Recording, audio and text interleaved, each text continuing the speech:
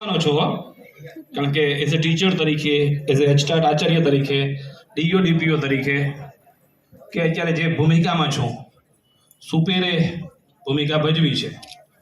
પણ મને હું જ્યારે ડીપીઓ હતો મારા ગુરુજીઓ સામે છે ત્યારે હું કહેતો કે સ્વર્ગમાં એકલા જવામાં શું મજા, હું એકલો ગયો હોઉં ત્યાં ધુમાડો થતો હોય, ભાઈઓ ડિસ્કો કરતા હોય, મારે હું ઊંધું કહું છું, ભાઈઓ ડિસ્કા કરતા હોય, બહેનો છે હાર્મોનિયમ ને ઢોલકા વગાડતા હોય, ધુમાડો થતો હોય, કાજુ દ્રાક્ષ સફરજન આવું બધું હોય, એકલા એકલા મજા આવે નહીં. એટલે હું કહેતો ગુરુજીઓને બધાને કે ત્યાં જઈને ગપાટા મારવા માટે, અમે કાઠિયાવાડી છીએ મૂળ, એટલે ત્યાં વાતો કરવા માટે ગુરુજીઓ હોવા જોઈએ.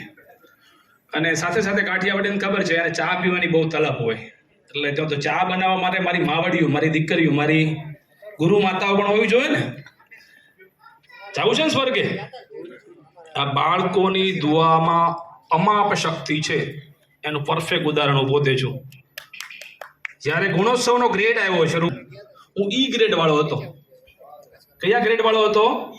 ઈ ગ્રેડ વાળો. એટલે એવોર્ડ છે ને બધાને કહું છું, તમને તમારા બાળકો ગમે, ફરી વાત કહું છું, તમને તમારા બાળકો ગમે અને તમારા બાળકોને તમે ગમો ને એ સાચો એવોર્ડ. 10 વર્ષની મારી ડીઓ ડીપીઓની કારકિર્દીમાં મારા ગુરુજીઓને ખબર હશે મેં કોઈ દી રિબિન નથી કાપી કે કોઈ દી દીપ પ્રાગટ્ય નથી કર્યો. સમજો છો બધા? સાચું ચિત્ર છે ને આપણા ગરીબ બાળકો છે, જરૂરિયાતમંદ વાળા બાળકો છે. એમની આંખો જોશો ક્યારેક, અને આપણી પાસે કેવા બાળકો આવે છે? ખૂબ જ નબળા, ખૂબ જ નબળા. મારા ગુરુજીઓને ખબર, 10:30 મારી શાળાઓ શરૂ થઈ જતી. કાં બાયોમેટ્રિક હોય અને કાં જ્યાં બાયોમેટ્રિક ન હોય ત્યાં માસ્ટરના ફોટા આખા જિલ્લાના મગાવતો. 1 વાગે દરરોજ, ફરી વાત કહું છું, 1 વાગે 1200 શાળાના મધ્યાહન ભોજનના ફોટા મારી પાસે આવતા. બાળકો શું જમે છે મારા એ. અને ચાલુ દિવસમાં મારા જિલ્લામાંથી ગજો દાદા કોઈ મોબાઈલ ગોતી દે તો 50,000 ઇનામ આપતો. સાચું છે? મારા કોઈકલા ગુરુજીઓ છે અહીંયા, સાચું છે ને? વિચાર કરો, સમજો છો તમે? કોઈ દાદાગીરી નહીં હો. એ કારણદર્શક નોટિસ કોઈને આપી હતી નહીં. દ્વારકાધીશે અમાપ શક્તિ આપી છે. હું ફક્ત ગુરુજીઓને એવું કહેતો કે આ ગરીબ બાળકોની દુઆ લેજો, નકર કોઈ મૂકશે નહીં આપણને. દર 100 વર્ષે આ પૃથ્વી ઉપર કોરોના જેવો એક રાક્ષસ આવે છે જે યાદ કરાવે છે કે કોઈ તત્વ છે આપણું સંચાલન કરનાર. એટલે મેં શ્લોક કીધો ને, યદા યદા હિ ધર્મસ્ય ગ્લાનિર્ભવતિ, જ્યારે આ પૃથ્વી ઉપર અધર્મ થાય છે ને ત્યારે કોઈના કોઈ સ્વરૂપે હું જન્મ લઉં છું. સાહેબ ફોટો પડાવવા એટલા માટે મારી સાથે કરતા હતા. હું અધિકારી છું એટલે નહીં, હું બી મોટો ગુરુજી છું. મને બધા મોટો ગુરુજી કહેતા, કોઈ ડીઓ ડીપીઓ ન કહેતા. સમજો છો? તમે મારી દ્વારકાની સ્કૂલોમાં જાઓ ને કે દાદા તો આમ નમસ્કાર મોટા ગુરુજી એમ તમને કહેશે. કોઈ પણ અજાણ્યો માણસ જો મારી શાળામાં જાય એટલે શું કહેશે? નમસ્કાર મોટા ગુરુજી. એટલે હું બધાને પ્રતિજ્ઞા લેવડાવતો, બધા બાળકોને. કેવી પ્રતિજ્ઞા હતી? બધા હાથ કરીને લ્યો, બધા લીધી છે ને? હું એક પ્રતિજ્ઞા લેવડાવ, તમે શાળાએ જઈને લેવડાવજો. હાથ લાંબો કરો બધા. હું પ્રતિજ્ઞા વહેલો જાગીશ, બ્રશ કરી નાહી ધોઈ મા બાપ અને માતાજીને પગે લાગીશ, વડીલોની આજ્ઞાનું પાલન કરીશ, ભાઈ બહેન સાથે સંપીને રહીશ, શાળાનું હોમવર્ક પૂરું કર્યા બાદ શાળાએ જઈશ, વિદ્યાની શરૂઆત ગુરુજીઓને વંદન કરીને કરીશ, આખો દિવસ દિલ લગાવીને ભણીશ, શાળાની વ્યવસ્થા અને સ્વચ્છતામાં મારું પૂરું યોગદાન આપીશ, સાંજે જમતા પહેલા 2 પાઠ વાંચીશ, જો 2 પાઠ ન વાંચું તો જમીશ નહીં, રાત્રે ઈશ્વરને પ્રાર્થના કરીને વહેલો સૂઈ જઈશ. આ મારી ભીષ્મ પ્રતિજ્ઞા છે. કેવું સારું, તમે સમજો છો? બહુ સરળ શબ્દોમાં કીધું છે. આવું હોવું જોઈએ પ્રતિજ્ઞા બધાની સ્કૂલોમાં. દાખલા મોબાઈલનો યુઝ વધુ છે તો મોબાઈલનું કહીએ, પર્યાવરણનું છે તો ક્રાંતિ બહુ પ્રબુદ્ધતામાં નથી આવતી. ક્રાંતિ આવવા માટે હૃદયની આતડી કકળવી જોઈએ આપણે. અને ગુજરાતની અંદર 1.5 લાખ પ્રાથમિક શિક્ષકો છે. કેટલા ગુરુજીઓ છે? 1.5 લાખ. જો આપણે એવો પ્રયત્ન કરીએ બધા સાથે મળીને, સ્વર્ગે તો જવું છે ને. દર 100 વર્ષે કોરોના, બેટા તમે એટલું સરસ કામ કરો છો ને કે તમને તમારી કિંમત નથી ખબર. સાદી ભાષામાં, ગુરુજી કેટલા બાળકોને ભણાવો છો તમે? કેટલા બાળકોને ભણાવો છો સ્કૂલમાં? 40 બાળકોને. મગજમાંથી બધા પગાર કાઢી નાખો. સમજો છો બધા? મસ્તિષ્કમાંથી કાઢી નાખો કે તમને પગાર મળે છે. હવે વિચાર કરો, 40 બાળકોની સેવા કરનાર 50 કિલોમીટરની ત્રિજ્યાની અંદર એવા એક સાધુ ગોતી દો જે તમે કામ કરો છો એ. સમજો છો મારો કહેવાનો ભાવાર્થ? હું એક જિલ્લામાં હતો, 1200 શાળાના મધ્યાહન ભોજનના ફોટા લાવતો. 1200 શાળા એટલે 2 લાખ બાળકો હોય મારી પાસે. કેટલા? સમજો છો? તમે જે તમારા ઈષ્ટને માનતા હોય, એટલે હું માનું છું મારા દ્વારકાધીશને, એટલે હું કહેતો બધાને, માગું 20 આપે 30 નહીં, માગું 20 આપે 100 હોય મારો દ્વારકાધીશ. ઈશ્વરની આગળ કોઈ ખોટ છે નહીં. તમે છે ને અદ્ભુત છો, અજોડ છો. પહેલા તમે માનવી છો. વિશ્વમાં જેટલી વસ્તી છે ને, ફક્ત મનુષ્યની નથી કહેતો, તમામ સજીવોની જેટલી વસ્તી છે ને એટલા તો કોષો તમારા શરીરમાં છે. સમજો છો બધા? તમે પોતે તો મહામાનવ છો અને એમાં પણ તમે પાછા ગુરુજીઓ છો. કોઈ આપણી પીઠ થાબડે ન થાબડે, આપણો દ્વારકાધીશ જોવે છે જોવાનું.